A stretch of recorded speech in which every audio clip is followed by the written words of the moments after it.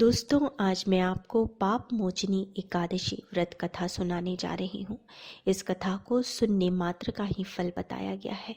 पाप मोचनी एकादशी का व्रत करने से और कथा का श्रवण करने से ही समस्त पापों का नाश होता है, मनुष्य को वैकुंठ की प्राप्ति होती है। कथा सुनने से पहले भगवान विष्णु का नाम ले मन ही मन ओम नमो भगवते वासुदेवाय मंत्र का जप करें और ध्यान पूर्वक भक्ति भावना के साथ कथा का श्रवण करें। सभी मिलके बोले ओम नमो भगवते वासुदेवाय।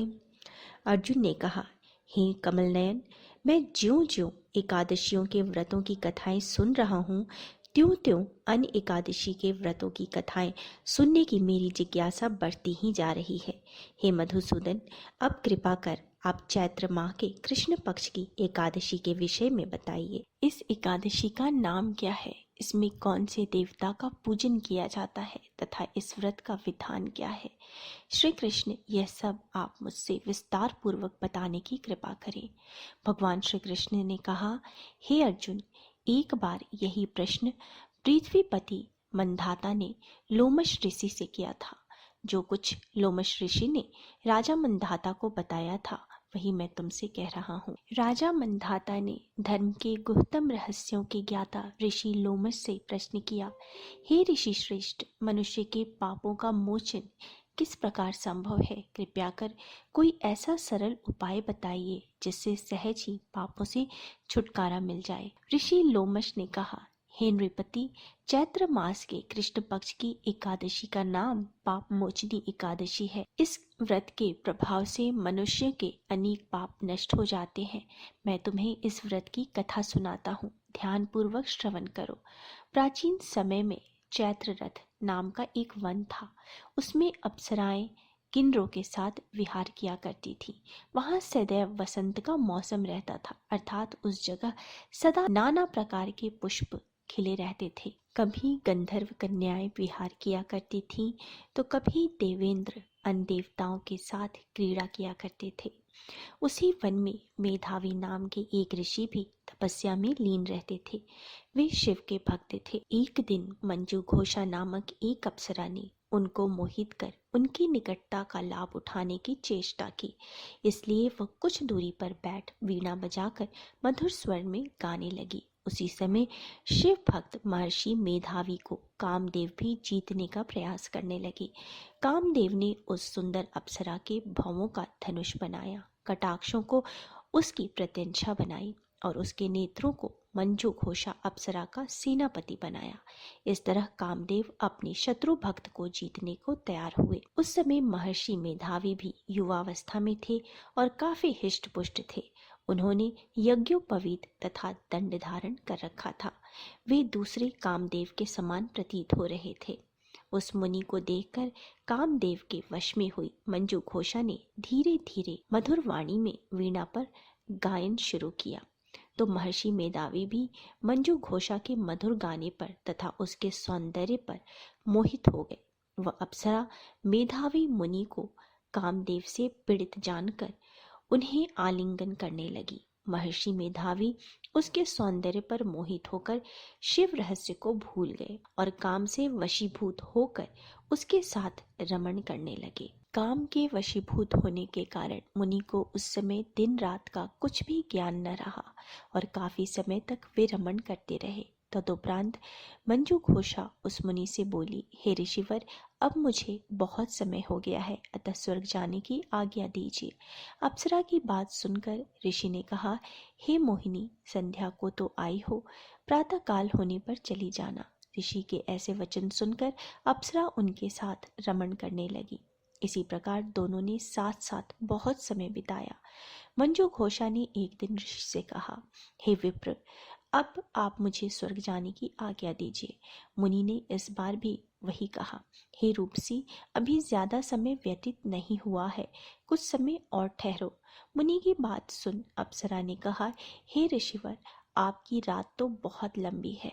आप स्वयं ही सोचिए कि मुझे आपके साथ आए कितना समय हो गया है। अब और ज्यादा समय तक ठहरना उचित नहीं है। अप्सरा की बात सुन मुनि को समय का बोध हुआ और वह गंभीरता पूर्वक विचार करने लगे।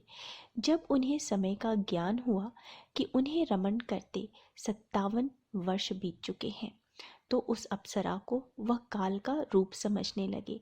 इतना ज्यादा समय भोग विलास में व्यर्थ चला जाने पर उन्हें बड़ा क्रोध आया। अब वह भयंकर क्रोध में जलते हुए उस तप नाश करने वाली अप्सरा की तरफ भ्रिकुटी तान कर देखने लगे।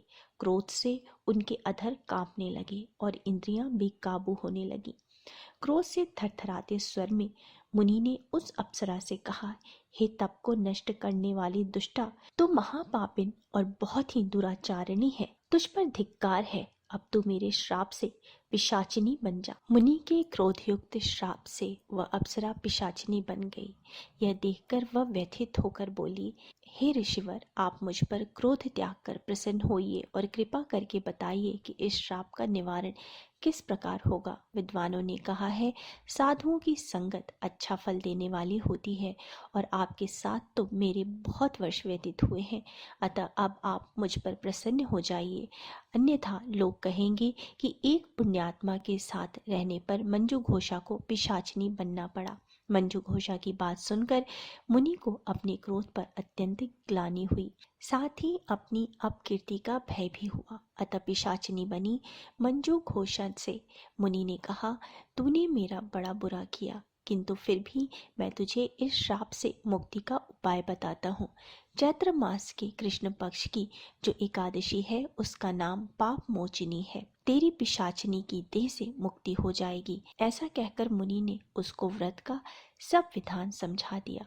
फिर अपने पापों का प्रायश्चित करने के लिए वे अपने पिता चैवन्य ऋषि के पास गए। चैवन्य ऋषि ने अपने पुत्र मेधावी को देखकर कहा, हे पुत्र, ऐसा क्या किया है तूने कि तेरे सभी तप नष्ट हो गए हैं, जिससे तुम्हारा समस्त तेज मलिन हो गया है। मेधावी मुनि ने लज्जा से अपना सिर झुकाकर कहा, पिताश्री, मैंने एक अप्सरा से रमण करके बहुत बड़ा पाप किया है। इसी पाप के कारण संभवतः मेरा सारा तेज और मेरे तप नष्ट हो गए हैं। कृपया करके आप इस पाप से छूटने का उपाय बताइए। ऋषि ने कहा, हे पुत्र, तुम चैत्र माह के कृष्ण पक्ष की पाप मोचनी एकादशी का विधि तथा भक्ति पूर्वक उपवास करो, इससे तुम्हारे सभी पाप नष्ट हो जाएंगे। अपने पिता चैवन्य ऋषि के वचनों को सुनकर मेधावी मुनि ने पाप मोचनी एकादशी का विधि पूर्वक व्रत किया। इसके प्रभाव से उनके सभी पाप नष्ट हो गए।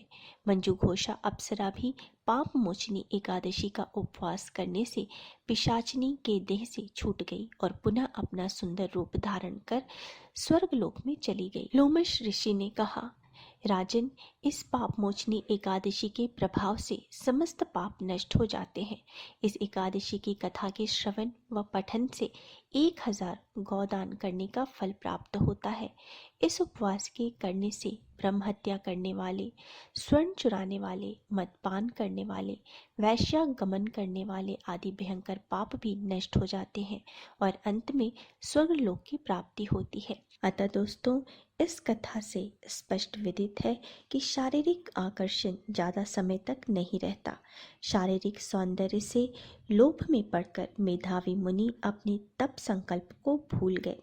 यह एक भयंकर पाप माना जाता है, परंतु भगवान श्री हरि की पाप मोचनी शक्ति इस भयंकर पाप कर्म से भी सहज ही मुक्ति दिलाने में सक्षम है। जो मनुष्य सत्कर्मों का संकल्प करने के बाद में लोभ, लालच और भोग विलास से वशीभूत होकर अपने संकल्प को भूल जाते हैं, वे घोर नरक के भागी बनते हैं। सभी जन मिलके बोले, भगवान विष्णु की जय, माता लक्ष्मी की जय, लक्ष्मी नारायण की जय। ओम नमो भगवते वासुदेवाय। दोस्तों, अगर आपको मेरा वीडियो पसंद आता है तो वीडियो को लाइक कर दीजिए, फैमिली एंड फ्रेंड्स के साथ शेयर कर दीजिए और मेरे चैनल को सब्सक्राइब करना मत भूलिए। मिलते हैं नेक्स्ट वीडियो में। So thanks for now, bye bye.